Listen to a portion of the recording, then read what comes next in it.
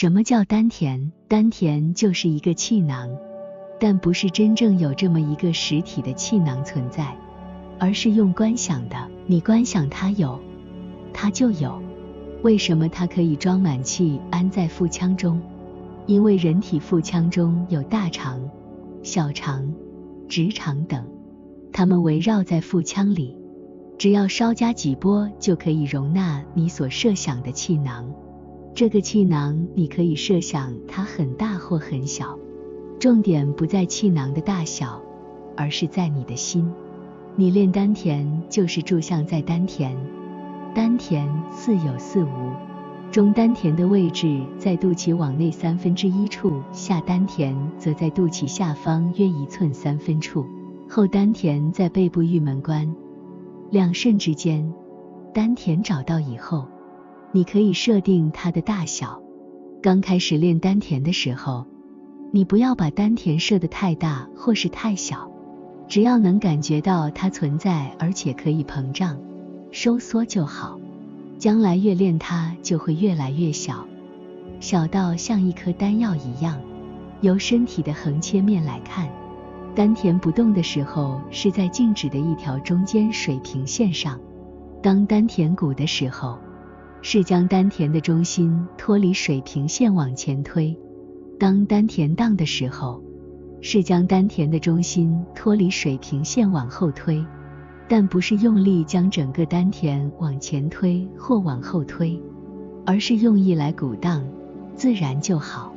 全经上说神宜内敛，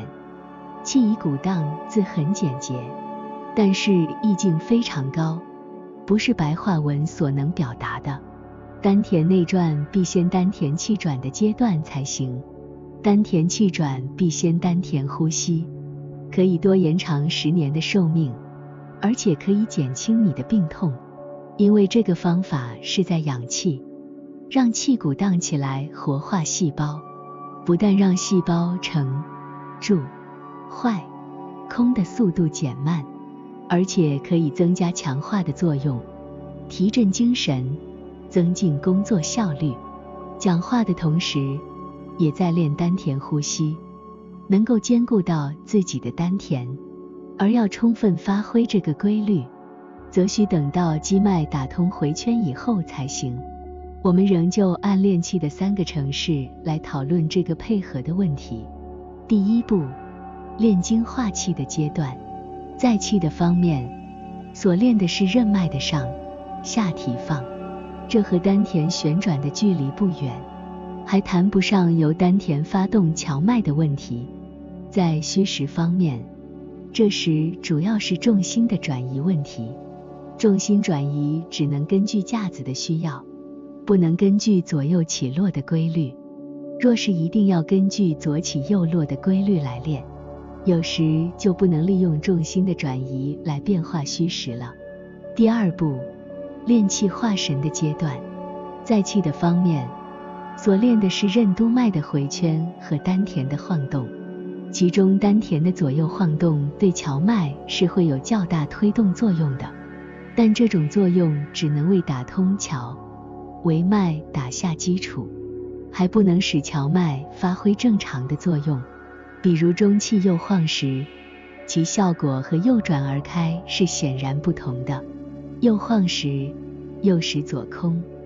右边的阴阳荞脉便会全都充实起来，而左边全都成为虚空，这显然就不能达到开的效果。在虚实方面，主要就要靠这种气的晃动来分，其对左起右落的规律所造成的矛盾，也和第一阶段相似。假如一边全实，一边全空，并且是100%的晃动性质，那么在左右转变时，可以说是毫无开合作用的。实际上当不至此，在第二步向第三步过渡时，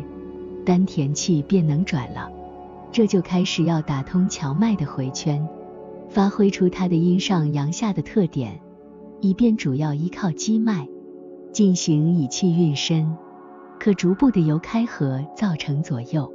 前后的活动，而不再是由左右前后的活动来造成开合，从而也就可在虚实变化中保证不偏不倚了。第3步，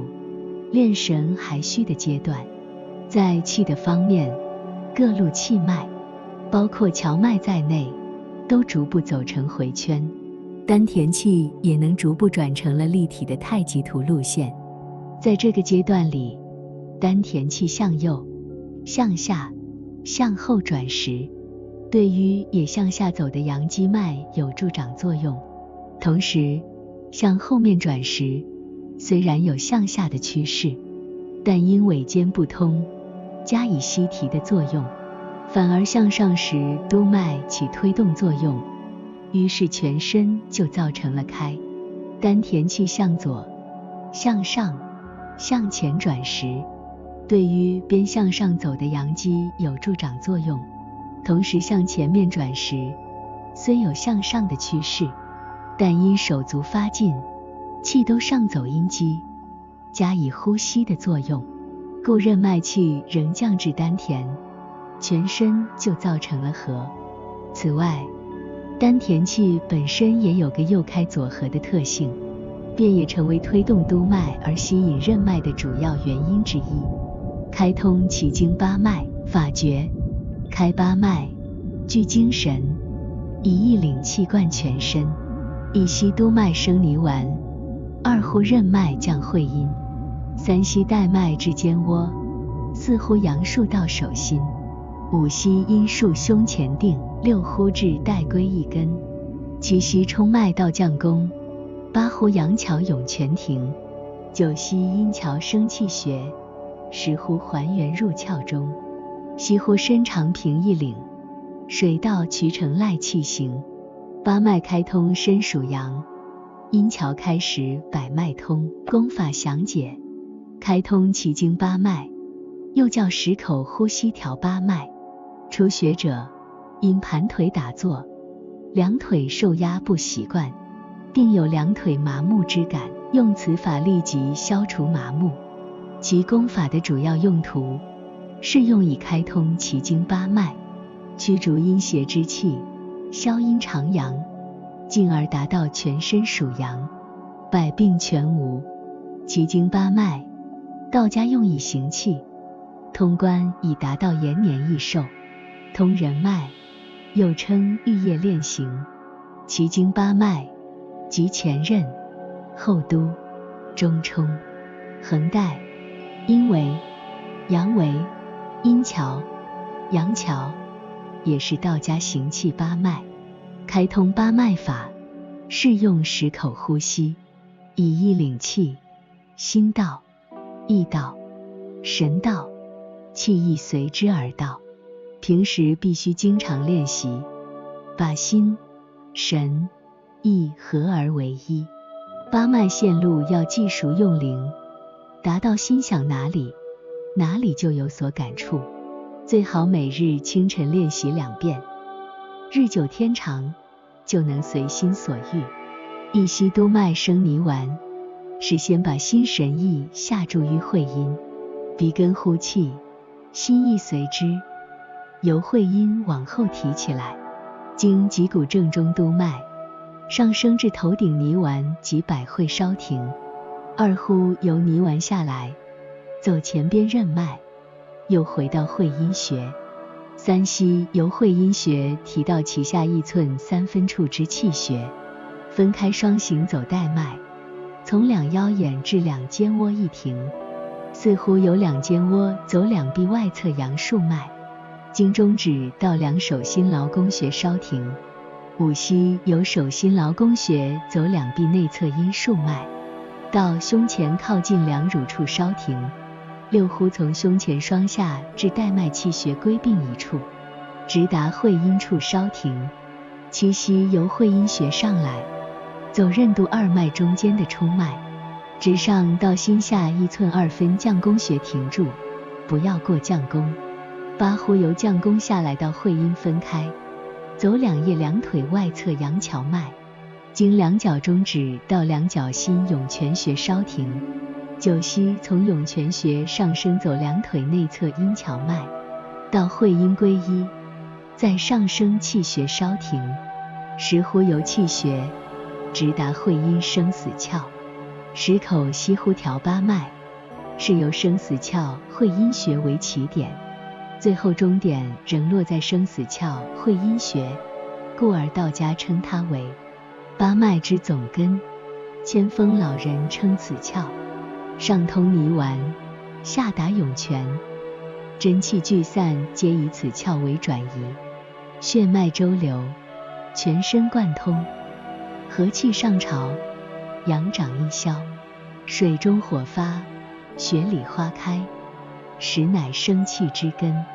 百姓日用而不知者，此也。石口西乎调八脉，一吸一呼，生住气止都必须与一意领气同时并举，协调一致，方能奏效。对此慎无忽略。以上是行气八脉，另有通经八脉，此是生经、化经、走经、炼经八脉，即前任、后督、中冲、横带，上通心，下通阳关，上前通脐，上后通肾。这里是以生死窍为轴心说的。道家的传统说法往往与医家有所不同，